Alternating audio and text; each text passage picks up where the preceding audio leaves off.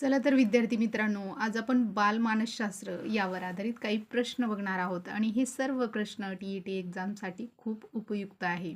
तर पहिलाच प्रश्न आहे, बुद्धिमत्तेचा द्विघटक सिद्धांत कोणी मांडला? तर स्पियरमन या मानसशास्त्रज्ञाने बुद्धिमत्तेचा द्विघटक सिद्धांत मांडलेला आहे.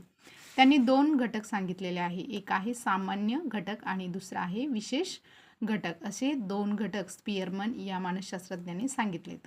त्यानंतर पुढचा प्रश्न आहे, पियाजेचे मते अकारक अवस्था म्हणजे कोणती काळ?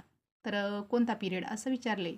तर 0 ते 2 वर्षाचा जो पिरियड असतो तो बालकाचा कारक अवस्था असते. तर या काळातले मुलं ज्ञानेंद्रियाच्या माध्यमातून व्यक्तींना ओळखतात.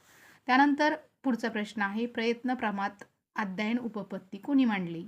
तर थॉर्नडाईक या मानसशास्त्रज्ञाने प्रयत्न प्रमाद अध्ययन उपपत्ती मांडली आहे आणि मांजरावर प्रयोग केला, चुका व शिका प्रयोग होता.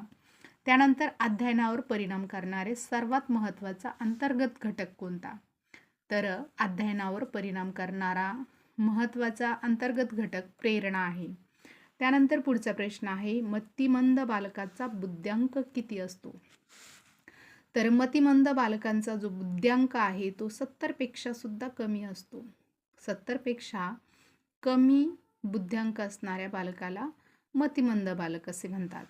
त्यानंतर पुढचा प्रश्न आहे, विस्मरणाचे मुख्य कारण काय आहे? तर विस्मरण कशामुळे होते त्याचं कारण विचारले. तर वेळेचा अभाव, सराव नसणे, मानसिक संघर्ष यामुळे विस्मरण होत असते. सायकोलॉजी हा शब्द कोणत्या भाषेतून आला आहे? तर सायकोलॉजी हा शब्द ग्रीक भाषेतून आलेला आहे. त्यानंतर पुढचा प्रश्न आहे, आधुनिक मानसशास्त्राचा जनक तर कोण आहे?